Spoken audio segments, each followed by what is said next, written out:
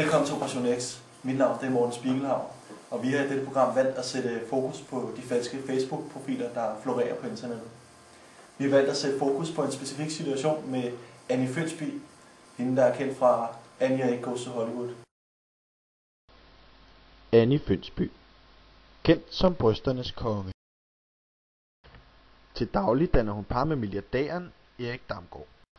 Hvorfor nogen har valgt at sværte den unge dames image med en falsk Facebook-profil, det har vi intet svar på. Vi tog ud for at møde Annie til en snak i hendes butik. Hej Annie. Hej!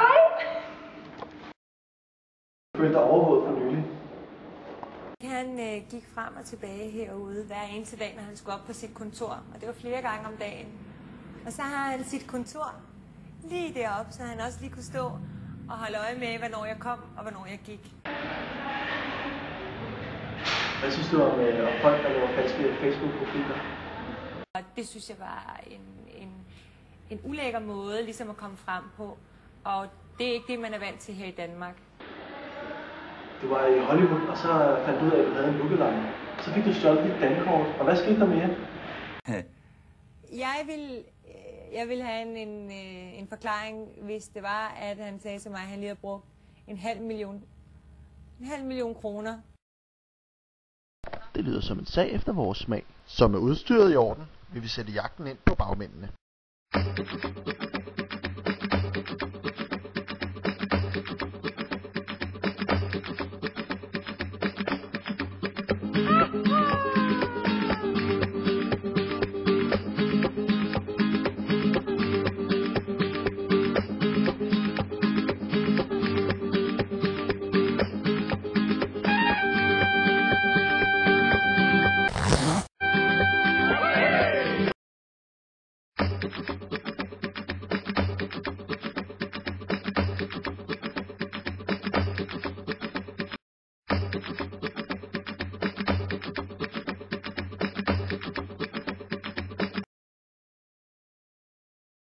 Det lykkedes os med skjult kamera at opfange den falske Annie. Så gælder det bare om at følge efter, indtil beviser dukker op.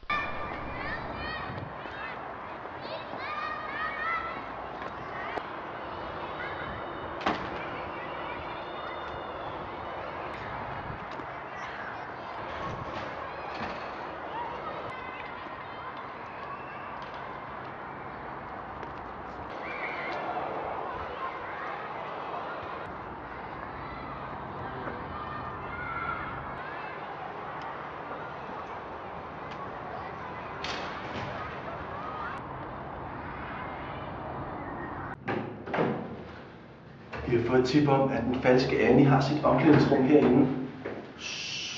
Lad os gå ind og kigge.